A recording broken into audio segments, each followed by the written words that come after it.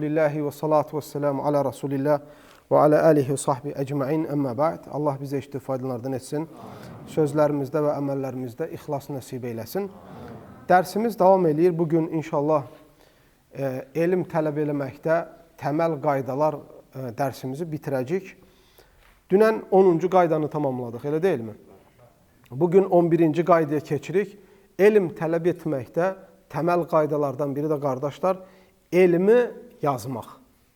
Götürdüyün elmdə olan faydaları qeyd eləmək. Bu, səni elm tələb eləməkdə muvaffaq eləyir və yaxud da muvaffaq olmağa səbəb olur. Şeyx İbnül Ütheymin rahimehullah buyurur ki, hər oxuduğumuz şeyi biz yadımızda saxlasaydik, biz çoxdan alim olardıq. Çünki zaman içində böyük kitablar oxuyursan, gündə 100 səhifə, 200 səhifə, 300 səhifə, bir ayın içində baxırsan 2-3 cild kitab oxumuşsan, bir ilin içində baxırsan onlarca cild kitab oxumuşsan. Biz hər oxuduğumuzu yadımızda saxlasaydik, 6-7 ilin içində böyük məlumatlar əldə eləyərdik və insan alimlik dərəcəsində tez yüksələrdi. Amma hər oxuduğumuzu yadımızda saxlama gücümüz olmadığı üçün qardaşlar, biz nə edirik? Oxuduqlarımızın içində ən önəmli məlumatları bir dəftərə, bir vərəyə, bir kağıza qeyd eləməliyik ki, zaman içində biz bunları təkrarlayaq ki, oxuduğumuz elm yadımızdan çıxmasın.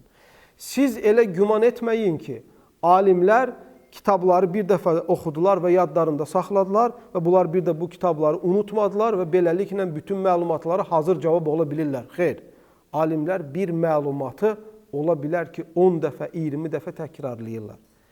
Şeyx İbn Baz rahimehullah deyilənə görə tələbələrinin birindən eşitmişəm, Sahih Buxarinin şərhini hər qurtardıqdan sonra təkrar bir də başlayardı, təkrar bir də başlayardı və alimlərimizi baxsaq görərik də, onlar da eyni nəmatdadılar, eyni yoldadılar. Şeyxülislam İbn Teymiyyə rahimehullah deyir ki, məndən bəzən bir sual soruşulardı, bir ayət haqqında soruşulardı. Ayənin dəqiq hansı məsələlərə dəlalət eləməyini bilmək üçün ola bilərdi ki, 80 dənə təfsirə qaydardım. Hətta deyək ki, bu ayənin mənası budur. Ona görə qardaşlar, elm əhli o elmə çoxlu oxumaqla, uzun sürə oxumaqla, çoxlu təkrarlarla nail olublar. Bunu heç bir zaman unutmayaq. Ona görə 11-ci qayda nədir dedik? Elmi qeyd eləmək, elmini eləmək, yazmaq. Dünən sizə mən bir gözəl bir qayda dedim. Kimin yadındadır o? Kitab oxumaq üslubu ilə ilgili. Dedik ki, bir kitabı oxumaq istəyirsənsə, neçə kər oxumalısan? 3 dəfə. Birincisində dayanmırsan məsələlərin üstündən. Tam başa düşsən də, tam başa düşməsən də, başdan sona kimi göz qaralığı oxuyub gedirsən. Hətta səndə təsəvvür olsun ki, ümumiyyətlə kitab nədən ibarətdir? İçində nələr var, hansı məsələlər var? İkinci oxuyanda isə nə edirsən? Başa düşmədən hər cümləni, hər sətri ikinci səhifəyə keçmirsən. Başa düşə-düşə. Üçüncü oxuyanda isə içindən götürdüyün faydaları müstəqil bir dəftərə qeyd eləyərək oxu. Və beləliklə, biz ola bilsin bir kitabı oxuyub bitirdikdən sonra ikinci onu oxumağa vaxtımız olmuyor. Amma o kitabın içindən çıxardıb qeyd elədiyimiz məlumatları 10 səhifə, 20 səhifəni tez oxumaq fürsətlərimiz olacaq. Onun üçün qardaşlar, elmdə muvaffaq olmaq istəyiriksə, faydaları oxuduqdan sonra hər kitabın içindəki faydaları müstəqil bir dəftərə köçürməmiz lazımdır. Müasir alimlərdən olan Bakır Əbu Zeyd rahimehullahın bu şəkildə qeyd elədiyi faydaları sonra kitab hallarına çevrildi. Yəni, tələbəlik dönəmində qeyd elədiyi faydalar elə oldu ki, bir də baxdı ki, 10 ildən, 15 ildən sonra cildlərlə bu faydalar kitablar olub. Sonra bunu fənlərə böldü və kitablar çap olundu. Ümmət bundan nə elədi, qardaşlar? İstifadə elədi. 11-ci qaydadan sonra nə gəlir? 12-ci qayda. 12-ci qayda elm tələbəsinin bilməsi gərəkən və yaxud da elm tələb etməkdə 12-ci qayda, elm tələbəsi insanı ruhdan salan yox, insanı həvəsləndirən salih dostlarla oturub durmalıdır. Ərəb dilində muhbitin deyirlər, adamı ruhdan salan insanlar yoxdurmu? Sürəkli səni ruhdan salır. Sürəkli səni həvəsdən salır. Bax, bu adamlarla elm tələbəsi asla oturmamalıdır. Davamlı şəkildə səni motivasiya edən, səni həvəsləndirən, sənə davamlı şəkildə dəstək verən, sənə podyaşka verən, səni gözəl şeylərə yönəltən və hər zaman həvəsləndirən insanlarla oturub durmalıdır elm tələbəsi. Baxın, bir misal var. Bu misalı bu cür oxşar məsələlərdə gətirirlər, onu sizə deyim. Deyirlər bir gün 3 qurbağa, 4 qurbağa, 5 qurbağa bir gölün, bir quyunun içinə atırlar. Qurbağalar nə edirlər? Başlayırlar çıxmağa cəhd göstərirlər. Atılır, düşür, gəri düşür, gəri düşür. Axırda görürlər ki, bu quyudan çıxmaq mümkün deyil. Hamısı ölməyə təslim olurlar, birindən başqa. Misaldır bu sadəcə. Məsələni başa düşməkdən ötürü oxşar bir misal gətirirlər. Bir qurbağa əl çəkmir.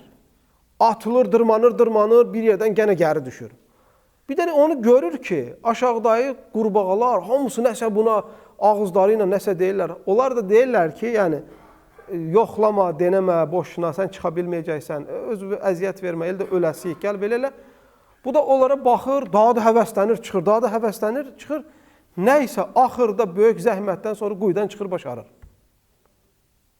Bir də görürlər ki, bunun əsas sirri nə imiş? Bu qurbağa kar imiş. Çıxan qurbağa kar imiş. Aşağıdayların çıxma, nəyə çıxırsan, boşuna əziyyət çəkmə sözünü. Elə bilirmiş ki, aşağıdan deyirlər ki, afərin, afərin, az qaldı, çıxırsan. Elə bilib bunu podyaşka verirlər, bu qızışırmış. Əgər eşitsəydi, o çıxa biləcəkdimi? Çıxa bilməyəcəkdi. Bunun həvəsdən salacaqdılar. Bizdən axıllı sağmı? Səndən çıxan olmayacaq, burax başını, gəl yanımızda dur, ölümü gözlə. O da başarılı olmayacaqdı. İnsanlar var, qardaşlar, sürəkli insanı ruhdan salırlar. Məscidə getmək istəyirsən, səni ruhdan salırlar. Elm məclisinə getmək istəyirsən, səni ruhdan salırlar. Bir kitabı oxumaq istəyirsən, ruhdan salırlar. Hafiz olmaq istəyirsən, ruhdan salırlar. Gündə bir cüz Quran oxumaq istəyirsən, ruhdan salırlar.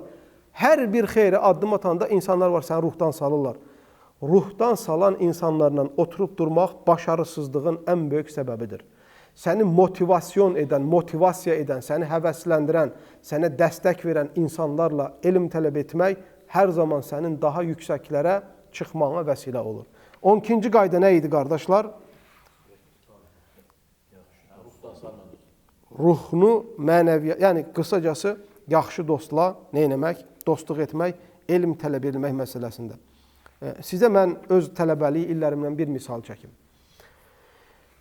Mən Mədinəyə qəbul olan ilsi 2000-ci il idi. Biz Gürcüstandan, Azərbaycandan 11 tələbə qəbul olduq həmən ilsi.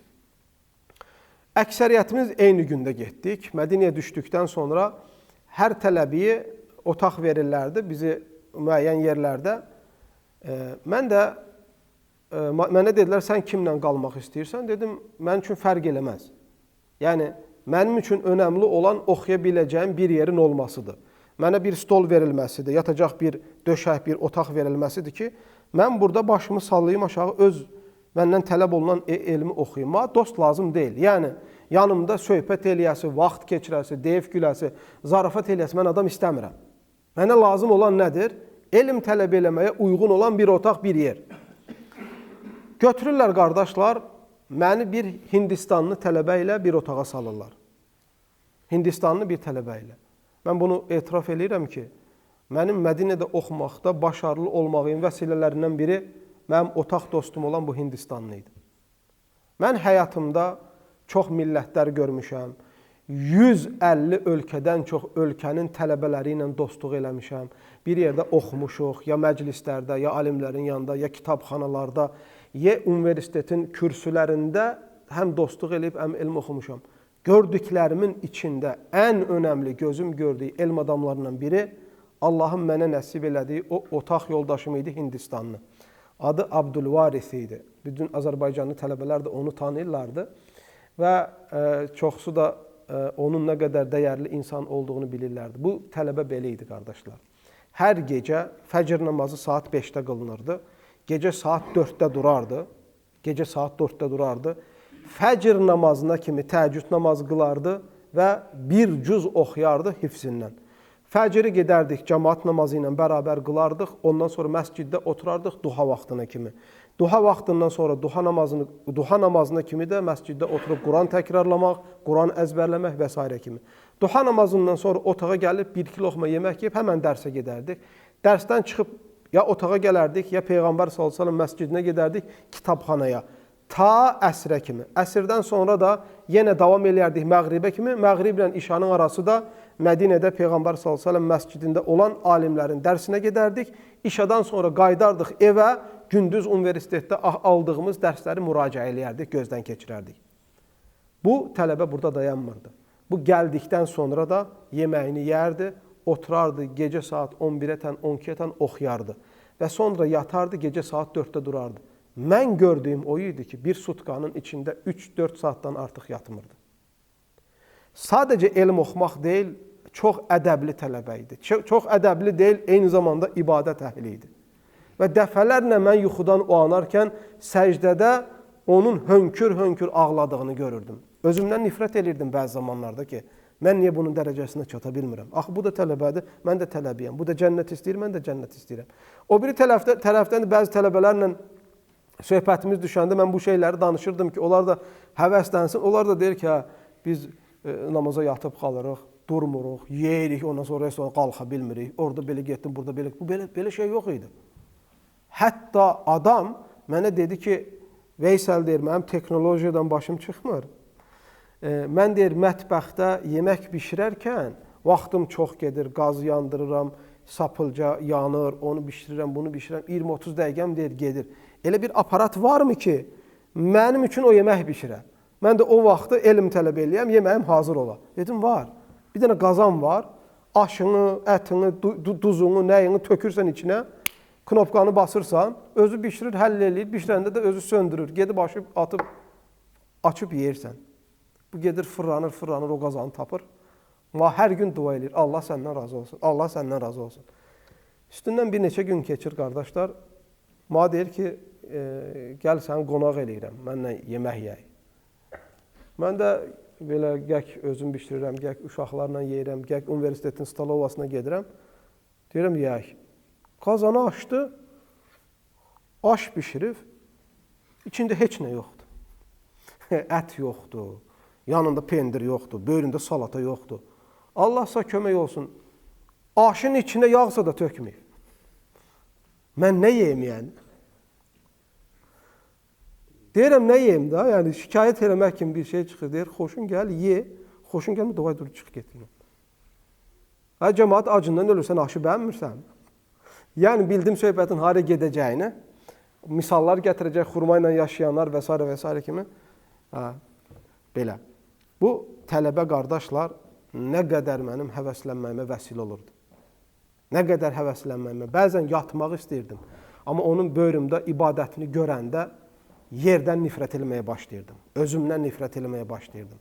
Və onun nə qədər öndə olduğunu görürdüm. Ən azından iləri keçməyə şansım olmasa da ona oxşamağa çalışırdım. Və bu, əlhəmdülillah, bir çox şeylərdə Allahın köməyi ilə başarılı olmağımıza vəsilə oldu. Bu, salih dostların vəsilələrindəndir. 13-cü qayda nədir, qardaşlar? Elm tələb etməkdə. Elm tələbələrinin aralarında mütləq rəhmət və bir-birlərini bağışlamaq olmalıdır. Elm tələbələri bir-birinə qarşı insaflı olmalıdır. Elm tələbələri bir-birinə qarşı kin güdməməlidir. Elm tələbələri bir-birinə qarşı insanlara nifrət etdirməməlidir. Elm tələbələri insanları şəxsi mənfəətlərinə görə bölməyə çalışmamalardır. Elm tələbələri insanların arasında sevgi, sağlam əqidə, məhəbbət, bağışlamaq, iman və huzur yaymağa çalışmalıdır. Elm tələbələri bir-birinin torbasını tikib, bir-birlərini gözdən salmaq üçün ən belə də elementar və dəyərsiz bəhanələrə əl atmamalıdır. Elm tələbəsində önəmli olan ən gözəl sifətlərdən biri budur. Əgər bir elm tələbəsi bu gözəl sifətdə muvaffaq olarsa, Allah ona elm qapısını və elm yolunda muvaffəqiyyətini neyinər, qardaşlar? Açar. 14-cü qayda nədir, qardaşlar? 14-cü qayda nədir? Keçməmişik. Hələ keçməmişik. 14-cü qaydanı indi keçirik. 14-cü qayda elm tələbəsi mübahisədən uzaq durmalıdır. Nədən uzaq durmalıdır, qardaşlar? Razborka, spor. Başa düşürsünüz, mənim ən nifrət elədiyim şeylərdən budur. Bəzən məcburən bu ixtilaf qardaşların arasında olan şeylərə girmək zorunda qalıb. Sonra da özümdən nifrət eləyirəm ki, mən gör vaxtımı nəyə keçirəm də. Bu çox pis şeydir, qardaşlar. İnsanın qəlbini qaraldan, insanın imanını azaldan, insana çox mənfi təsir göstərən şeylərdən biridir. Bugün bir çox insanlar var ki, məşhurlaşmaq üçün mübahisələri seçirlər. Mübahisə törədən məsələlər ortaya tökürlər ki, bir mübahisə olsun, bu da gündəmdə olsun ki, mən də varam, mən də bu məsələni xırdalayıram, mən onu belirəm, mən bunu belə eləyirəm. Əslində, ümmətin gələcəyi üçün bir başarıda bu adamların yeri yoxdur. Bu adamlara baxsan, həyatlarında bir məscid inşasında bir rolları yoxdur, mədrəsə inşasında bir rolları yoxdur, bir nəsil tərbiyəsində bir rolları yoxdur və yaxud da ümmətin və millətin islahatında bir rolu yoxdur. Elm tələb eləməkdə əslində rolu yoxdur. Və yaxud da elmin səmərəsi olan böyük əməllərdə bu insanların rolu yoxdur. Fasıq, cahil yaşayırlar. Sadəcə ixtilafla, mübahisələrlə gündəmdə qalmağa çalışırlar. Belə bir sifət daşımaq insanın doğru elm almasına manidir. Belə bir sifət daşımaq nəyə manidir? Bunu gözünüzü açsanız, İslam aləminin ən böyük dərdlərindən birinin bunun olduğunu görəcəksiniz. Yatmış məsələlər, yəni ümmət üçün önəmli olmayan məsələləri gündəmə gətirərək gündəmdə qalmağa çalışan bir toplum var. Bir də hər məsələdə mübahisə. Mübahisə iblisin yoludur. Mübahisə, qardaşlar, riyakarların yoludur. Əhl-i sünnə vəl cəmaənin alimləri zərurət olmasa mübahisəyə əsla girməzlər. Zərurət olmasa. Mübahisəyə girdikləri zaman nəfslərinin qələbə çalması üçün addım atmazlar. Haqqın ortaya çıxması üçün bunu eləyərlər. Hətta düşmənlərinə belə zülm eləməzlər, iftira atmazlar. Onu şəxsi prinsiplərinə görə gözdən salmağa deyil, hətta düşmənlərinə belə rəhmətlə davranmağa çalışırlar. Gerçək elm əhlinin sifəti budur. Bugün nə qədər görürsünüz ki, bəzi dəvətçilər var, bəzi elm tələbələri var. Bütün günü ümmət onlardan böyük kitabların şərhini gözləyərkən, tövhid kitablarının şərhini gözləyərkən, hədis kitablarının şərhini gözləyərkən, imanlarını artırmaq üçün onların moizələrini gözləyərkən, bunlar otururlar, bu onun dalı ilə danışır, o bunun dalı ilə danışır. Bu ona söz atır, o buna rədd eləyir. Və boşu-boşuna daha böyük fayda verməyə qadir olduqlarına rağmen boşu-boşuna daha əhəmiyyətsiz şeylərlə həm vaxtlarını, həm ümməti məşğul edirlər. Bu da bu cür olmaq insanı gerçək elm almağına mani olur və başarısız olmaqlarını nə edir? Vəsilə olur. 15-ci qayda nədir, qardaşlar? 15-ci qayda? Bir mömin bir yerdən 2 dəfə vurulmur. Düzdürmü? 15-ci qayda bir elm tələbəsi mütləq müəllimi ilə ədəbli olmalıdır. Bax, itirdiyimiz şeylərdən biri də budur. Qaşıq çömçədən yek olub ya. Tələbə belə müəllimin belə çıxmağa çalışır ya. Ən böyük müsibətlərdən biri budur ki, bugün tələbələr müəllimlərinə qarşı olan ədəbi ayaqlar altına atıblar və bu şeydə sinifdə qalıblar. Bir insan müəlliminə qarşı ədəbsiz olarsa, Allah nə onun elminə, nə onun ömrünə bərəkət verməz, bunu unutmayın. Sahabələr asili elirdim, qardaşlar, günahları var idi mi? Günahları var idi. Sahabələrdən bizim düşdüyümüz günahlar kimi hər cür günaha düşən var. Sahabələrdən biri Rasulullah s.ə.və qarşı ədəbsizlik elədiyi gəlibdir. Hörmətsizlik elədiyi gəlibdir. Sahabələr Rasulullah s.ə.v müdafiəsində canlarını ortaya qoyurlardı. Heç bir dənə sən doğru iman gətirmiş bir tələbəni üzərində haqqı olan adama qarşı tərbiyəsiz etdiyini görmərsən. Tarix buna şahiddir, qardaşlar. Hansı insanı gözünüzü açıb görsəniz bu həyatda şeyxlərinə qarşı, müəllimlərinə qarşı ədəbsizdir, hörmətsizdir, bu insanlar həyatda ən güvənsiz, ən etibarsız və həyatlarında, mallarında, pullarında ən bərəkətsiz insanlardır. Bunu unutmayın. Bir adamı görsəniz ki, çox elm almayıb, amma bərəkətlidir. Bilin, bunun səbəblərindən biri o adam müəllimlərinə qarşı, şeyxlərinə qarşı göstərdiyi ədəbdəndir bu. Bu bir din məsələsidir, qardaşlar. Bu bir seçənək məsələsi deyil. Bu bir din məsələsidir. İmam İbn-i Qayyim rahiməhullah İbn Teymiyədən danışanda gözləri yaşarardı. Gözləri yaşarardı. İbn Teymiyyə onun hidayətinə səbəb olduğu üçün bunu gözünün önünə gətirərdi və onun haqqında danışanda şey olardı. İmam Əhməd ibn Həmbəl, İmam-ı Şəfi oturan tərəfə ayağını uzatmazdı ki, mən ondan elm alıram, müəllimə qarşı mən necə ayağımı uzada bilirəm. Bugün bizim tələbələrimiz az qalır bizi döyə. Bizim tələbələrimiz imkanı olsa, ən pis şeyləri bizə yapışdırmağa çalışar. Öz mənfəətinə görə səni ayaqlar altına atar. Bərəkət olarım, qardaşlar, belə şeydir. Ədəb, ədəb, ədəb. Ədəb olmayan şeyin, nə saqqalı, ədəbi olmayan adamın, nə saqqalı ona fayda verməyəcək, nə qaş-qabaq baxmaları, nə özünü ciddi aparmaları, nə özünü elmə oxşatmaları, nə onun heç bir şey fayda verməyəcək. Ədəb hər şeydən öndə gəlir. Ona görə fikir verin. İbn-i Qayyim rahiməhullah ədəbdən danışarkən buyurur ki, insan ən birinci Allahla ədəbli olmalıdır. Sonra Rasulullah s.ə.v-lə ədəbli olmalıdır. Sonra valideynləri ilə ədəbli olmalıdır. Sonra onun hər hansı bir dini şey öyrənməsində vəsilə olan müəllimləri ilə. Sələflərdən bir çoxları deyil ki, mən elə bir dəfə dua eləmədim ki, elm aldığım insanları da o duayım içinə qatmayam. Çünki onların mənim üzərimdə haqqı olduğu üçün. Mən bir dua eləyirəmsə, o duanı mənə öyrədən deyir, o adam idi. O vəsilə olur.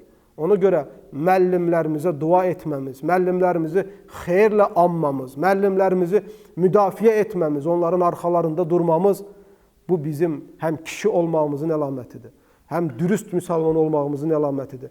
Həm Allah Azza və Cəllənin bizə əmr etdiyi tövsiyələrindəndir, həm Rasulullah s.ə.v vəsiyyətidir. Unutmayın, həm də Peyğəmbər s.ə.v vəsiyyətidir bu. Hansı ki, Rasulullah s.ə.v deyir ki, biz Peyğəmbərlər özlərindən sonra mal pul qoyub getmirlər. Peyğəmbərlər nə qoyub gedirlər? Elm qoyub gedirlər. Kim bu elmdən bir şey alırsa, Peyğəmbərlərin mirasından bir pay götürmüşdür. Bugün biz bir adamdan bir şey öyrəniriksə, qiyamətə günü onun haqqı bizim üzərimizdə davam edir. Bu müəllimlərə qarşı, müəllimlərimizə qarşı, şeyxlərimizə qarşı olan qardaşlar ədəbsizlik üstündən keçiləsi məsələ deyil. Üstündən keçiləsi məsələ deyil. Bir çox münafiqlər, nifaq dolu təbəqələr bir tələbənin müəlliminə qarşı hörmətini, mərifətini, ona qarşı olan əxlaqını görəndə adamları korlamaq üçün deyirlər ki, bu ona yaltaqlanır. Bir tələbə müəlliminə niyə yaltaqlansın ki? Abdullah ibn Məsud radiyallahu, Abdullah ibn Abbasın tələbələri evinin qabağında yatırlardı ki, Abdullah ibn Abbas radiyallahu anh evdən çıxanla bir getsinlər yanına, yaxlaşıb bir şey öyrənsinlər. Abdullah ibn Abbas radiyallahu anhuma Rasulullah s.ə.v-in evinin qabağında yatırdı ki, Rasulullah s.ə.v çıxanla bir gedib ondan bir dini məsələ öyrənsin. Bu yaltaqlıq deyil. Ənəs ibn Məlik radiyallahu anhu Rasulullah s.ə.v ayaqqabısını aparardı, oraya qoyardı. Ayağını Rasulullah s.ə.v yemək istəyəndə corabını soyundurardı və Peyğəmbər s.ə.v başının üstə durardı. Bu yaltaqlıq deyil. Bu, üzərimizdə əməyi olan adama göstərdiyimiz hörmətdir, göstərdiyimiz ehtiramdır. Peyğəmbər s.ə.v-in əmsindən soruşurlar Abbasdan ki, sən mi böyüksən yaşda, yoxsa Muhammed sallallahu aleyhi və səlləm mi? Deyir, Muhammed sallallahu aleyhi və səlləm məndən böyükdür, amma mən ondan tez doğulmuşam. Ədəbə baxın, böyük sözünü özünə iqadır eləmir desin. Ədəbdir bu. Bu yaltaqlıq deyil, qardaşlar. Hər zaman dəyərli insanlar, dəyərli insanların qədrini bilir. Bir küçə uşağı bir alimin qədrini bilə bilərmi? Bilərim, qardaşlar. Namussuz bir adam namusun nə olduğunu bilə bilərmi? Bilə bilməz. Ona görə gözəl bir söz var elm əhlinin. Lə ya'rifu li əhlil fadli fadləhu illə əhlül fadl. Nə deməkdir bu, Yusuf? Fəzilət əhlinin fəzilətini ancaq fəzilət əhli bilər. Düzdürmü?